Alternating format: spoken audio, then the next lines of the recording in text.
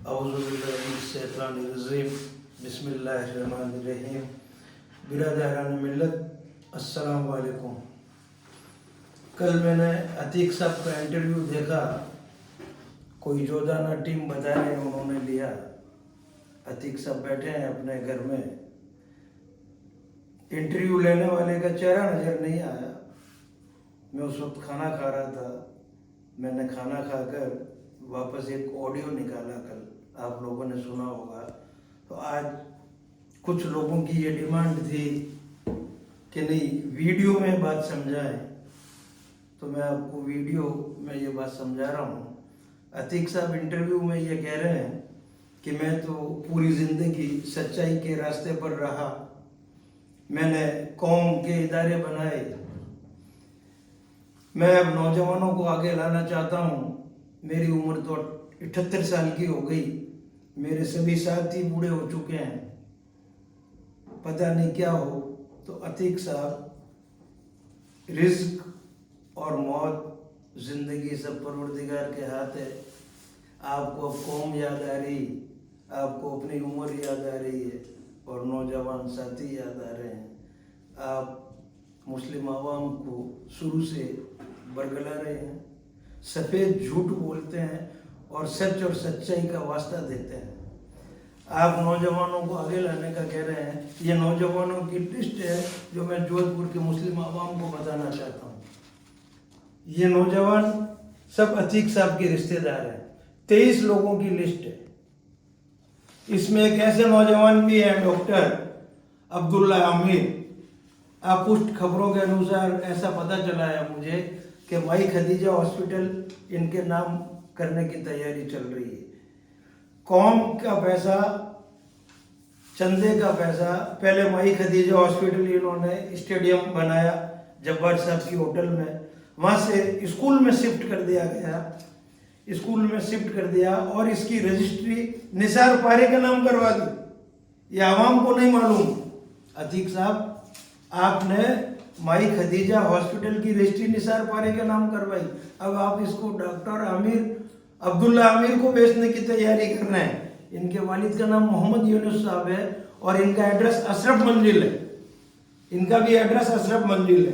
ये आपने एक सेकंड लाइन तैयार कर रखी है अपने घर के नौजवानों की, और इंटरव्यू में आवाम को ये बेवकूफ़ बना रहे हैं कि मैं नौजवानों को आगे लाना चाहता हूँ, सच्चाई का साथ देता हूँ। और लोग जो मेरे पे इल्ज़ामात लगा रहे हैं, मैं ये चाहता हूँ कि सबूत के साथ आएँ। तो मैंने कल भी ये कहा, आज भी कह रहा हूँ, मेरे पास सारे सबूत हैं। मीडिया में आपको ये कहा कि आप वक्त, जगह, टाइम मुकर्रर करें।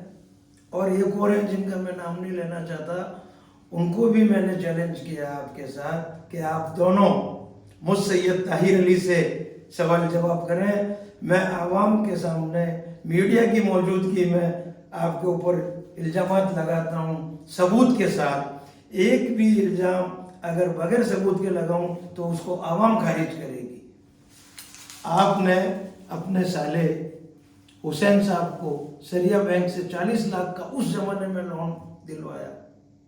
सबीर भाईजान, मरहूम सबीर भाईजान, परवरदिगार उन्हें जन्नत नसीब करे, उन्होंने एतराज़ जताया और मैनेजर पे नाराज हुए और फाइल रिटर्न की।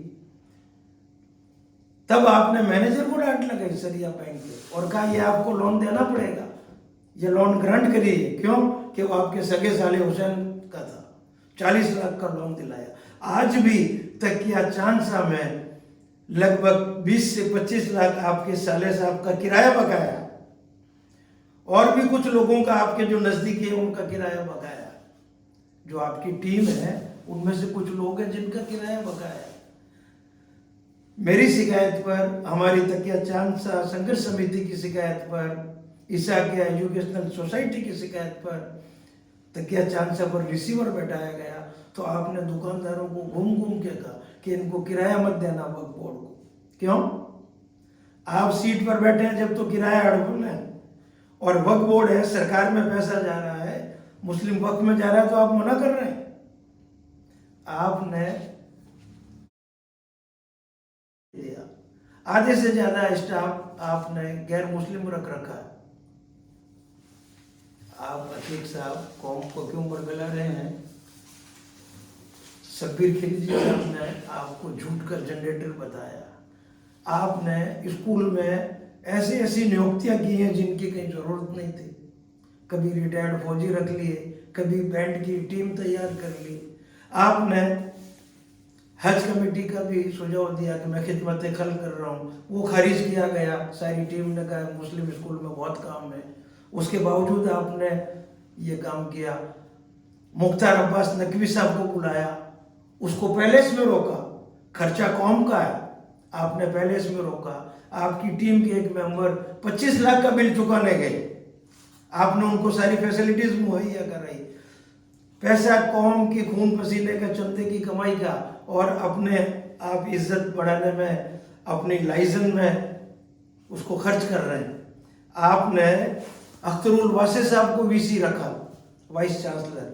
वो सिर्फ इसीलिए रखा कि वो दिल्ली में आपको प्रधानमंत्री मंत्रियों से मिलाएं हैं। वो टीवी पे डिबेटर थे, वो आप अपने नेटवर्क से आपको मिलाएं। इसलिए आपने अख्तरुल वासे साहब पर कौम का 15 से 20 लाख रुपया खर्च किया।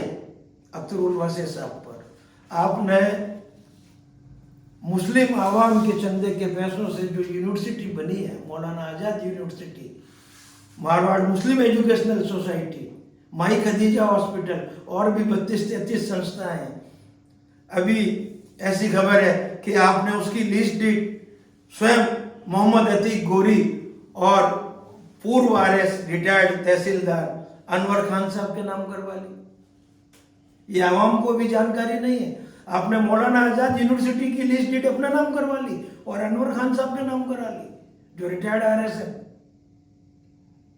आप क्या सच का साथ देंगे और सच्चाई के साथ हैं जब आपको बता दिया गया कि हम आपसे सवाल जवाब करने को तैयार हैं। मैं सैयद ताहिर अली आपसे सवाल जवाब करने को तैयार हूँ, सबूत के साथ। आप वक्त दीजिए। मैं आवाम को कह रहा हूँ कि आप अतीक साहब को कहिए, और अदालत ने जो ये फैसला किया है अगस्त में, आप कहते हैं ना कि झूठे इल्जामात लगाते हैं मुझ पर, सबूत के साथ लगाएं।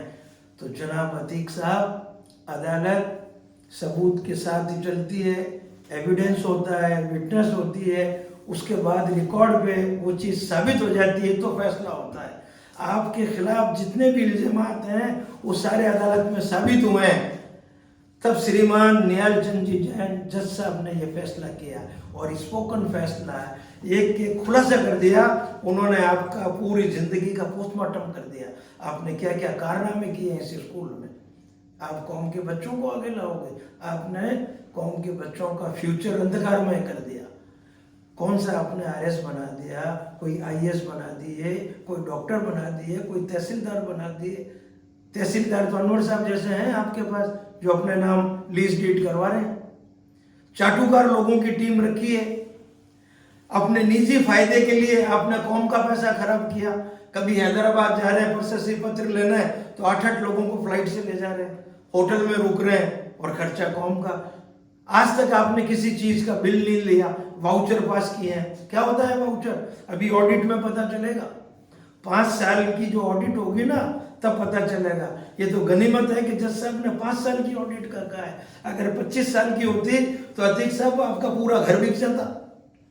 आपने अपना विकास किया, अपने परिवार का विकास किया, अपने बच्चों का विकास किया। क्या कौम और खिदमत खल कर रहे हैं? खिदमत खल करने वाला इंसान निस्वार्थ भाव से खिदमत करता है, और उस पर कोई अंकुश नुमाई कर दे, कोई इल्जाम लगा दे तो फौरन उस संस्था से इस्तीफा दे के बाहर आ जाता है। आपके ऊपर 10 बार इल्जाम लगे, 10 बार आप जलील हुए, आपकी बेइज्जती हुई, लेकिन नकटे ही तेरवा रतन, नकटे की नाक काटो, सवा गज और बढ़ जाती है। आप फिर चल रहे हैं और लोगों कह रहे मैं छोड़ना चाहता हूं। अरे आपने हर भरसक प्रयास किया कि रिसीवर नहीं बैठे। कांग्रेस शासन में आपने अपने प्रभाव का इस्तेमाल किया, किस किस से फोन कराए। 6 महीने तक आपने रिसीवर नहीं बैठने दिया। ये तो भाजपा की सरकार आई और रिसीवर बैठा। अब दूध का दूध और पानी का पानी हो जाएगा। और कौम के लोगों, आप ये जान लें, हम कोई इल्जाम नहीं लगा रहे। मेरे पास अतीक साहब से ज्यादा रिकॉर्ड है। ये क्यों नहीं बुलाते मुझसे, बहस क्यों नहीं करते? आप इन पर दबाव बनाएं, मैं इनसे खुली बहस को तैयार हूँ। स्कूल प्रांगण में मीडिया के सामने इनके कारनामे आपको बताएंगे तो आप ताजुब करेंगे। माई खदीजा हॉस्पिटल बेच दिया इन्होंने, मारवाड़ मुस्लिम एजुकेशनल सोसाइटी में कई संस्थाएं सिर्फ पेपर में चल रही हैं, गवर्नमेंट से जो टेंडर होता है खुद ही ले रहे हैं, इनके हद्दी मुसद्दी ठेके ले रहे हैं, फर्जी से वो कंपनियां बनी हुई हैं, फर्जी बिल आ रहे हैं, बिल तो आज तक नहीं आए। एक कांग्रेस के वरिष्ठ नेता ने बताया सिर्फ वाउचर ही पास हुए। खिलजी साहब ने भी कहा है अपने 8 पेज के इस लेटर में, अतीक साहब को झूठ का जनरेटर बताया उन्होंने। किस किस को तुमने लोन बांटे?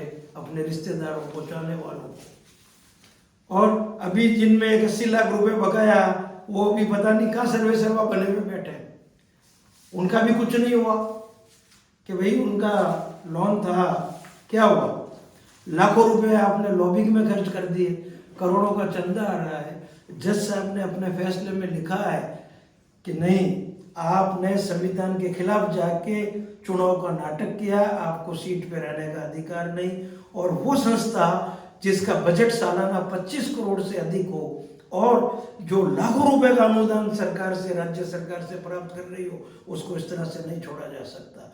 ये अदालत कह रही है अतीक साहब, आवाम सुन रही है, आप क्या बेवकूफ़ बना रहे हो और क्या नौजवानों को, आपकी मजबूरी है।